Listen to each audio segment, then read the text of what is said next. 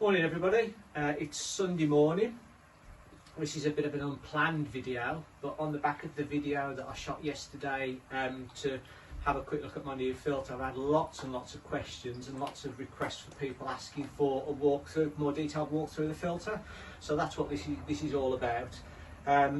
Before we start, I would just like to say a massive thank you to all my subscribers. Couldn't believe it yesterday, we actually went past the 100 subscriber mark, so really surprising me, because the whole series of the videos is supposed to be about a pond build and I'm very conscious that the build is not really started yet. Hopefully next week it will get going in earnest, but I would just like to say a massive thank you for everybody that subscribed, a massive thank you for all your comments. People have been looking at my plans and things, what I'm intending to do. I've had some really good suggestions about changing what I've planned for, so again, just thank you very much. Keep watching, there'll be more to come, but as I say, this is going to be a walkthrough of the filter, so enjoy. So one of the first questions that people have been asking is why I chose the Oase filter and what other filters I looked at. So as I think I said in the previous video, it really does come down to personal choice.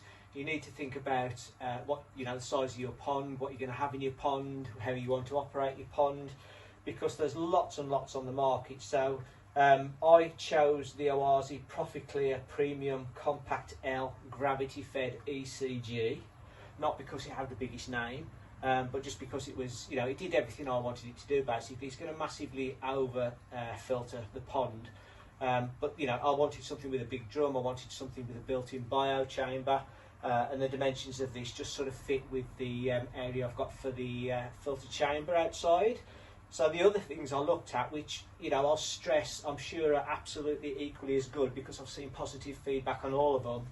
There's the Profidrum Combi Bio 30, there's the Filtro Combi Next, there's the Quenicoi QC15 Combi. I think they've just brought out a QK15 Combi, but I think they've just brought out a QK25 Combi. I looked at the Synergy Combi 25, and I also looked at the Profidrum Combi 15 in case I wanted to go a bit lower. Those are all sort of in the the price bracket that I was looking at, because I'm sure if you've looked at drum filters, you'll realise there's some on the market approaching £8,000, which obviously if you've got a massive pond, that's what you need. But for my purposes, the Oase Proficlear, is the one I've gone with. So what I'm going to do now is just sort of walk you through it so you can see it in a bit more detail. So the front of the filter unit, slightly different because this is gravity fed, not the pump fed. So the difference is the number of inlets. So what you've got on the gravity fed unit is 3 actual inlets when you purchase the filter, and as you can probably see here, hopefully, I do apologise for the bad light in the garage, but there's a part cut out there, so if you wanted a 4th inlet, then you can take that out and put another one of these collars on and have a 4th inlet in there. They're all 110mm pipes. As you can see, the 2 of them are blanked off because I'm only going to have 1 primary inlet. So this is it. This is the primary inlet that I don't know whether you'll see inside, but that goes into the inside of the actual sealed drum unit. So that's where the water goes, and obviously the idea is it goes through the sieves on the inside, which we'll have a look at in a minute. And then this top pipe, this is the waste pipe, where when it's doing its clean, there's a pipe all the way into the drum there, and then the waste will come out through this and get taken away. And the slide valve at the bottom, that's 75mm waste pipe, so obviously this is where you purge the unit when we're cleaning it. So the first thing to mention is just how well this actual unit's made. So the construction is a combination of GRP Duraplast and stainless steel, and it must be at least 8mm thick because it's really heavy. I think the whole unit I think is 100 kilograms. But even the lid, it's so thick and so solid, it's quite a heavy piece of equipment in itself. It lifts off and it can only fit on one way because there's sensors built into it, so that it can't work the other way. So in terms of the overall dimensions, the filter's 118 centimetres, so nearly 47 inches for those of you of my age. And then width wise, it's about 78 centimetres or 31 inches, and the drum filter itself, sorry, the drum itself is about 15 inches or 38 centimetres, which means that the media part is just over 2 foot, so 62 centimetres long, so you know, decent size. It's a full size drum.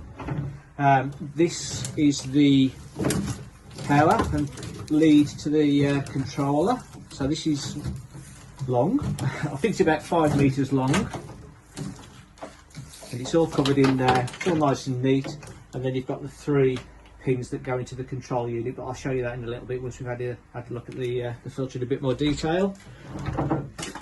So this is the primary drum. It's all sealed. Obviously the water flows inside the drum, gets forced out through these sieves. I think this is 60 micron, you get a standard, and then it goes through to the bio chamber. So the jets, the cleaning jets are on the top of here.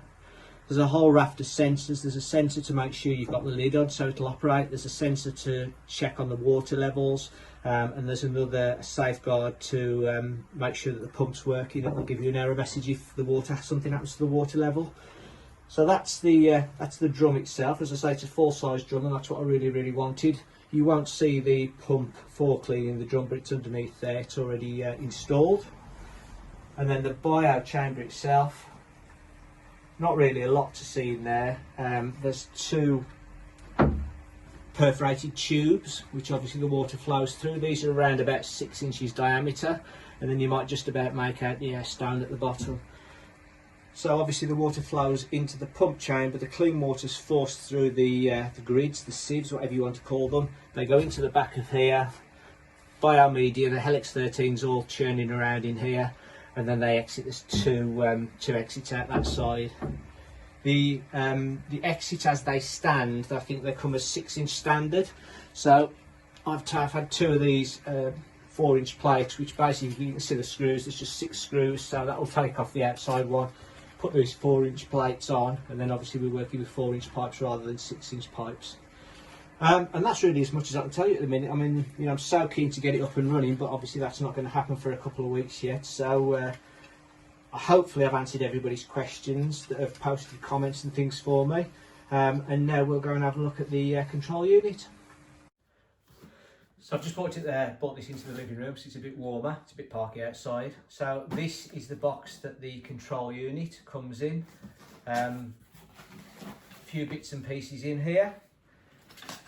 I think with all the control units for the Oase pumps and these sort of things, you can put stakes in the ground and actually have them fitted on stakes, or on the side of the filter box there's some round-headed bolts there basically that you just hook this onto.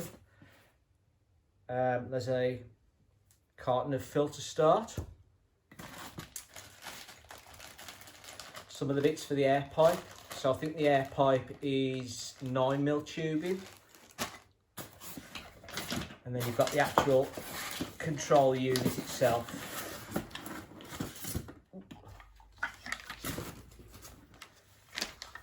So that's what the control unit looks like.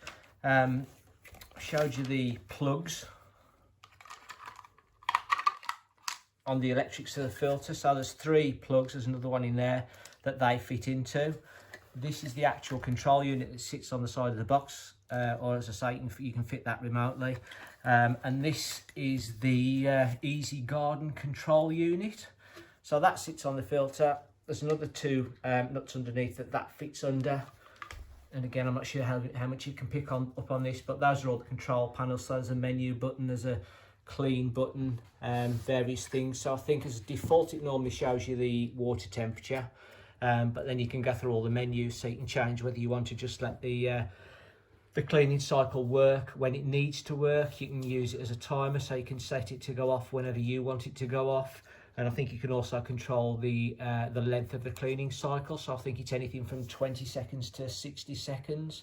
So it's fully controllable. And as I say, one of the reasons why I bought this is because I can operate this and the pump that I've chosen from my phone. So it certainly won't stop me tinkering with the pond. But again, you know, it's just a nice unit. It's a clear unit. I've had really good reports about how easy it is to operate and control. And I think that's about it for now.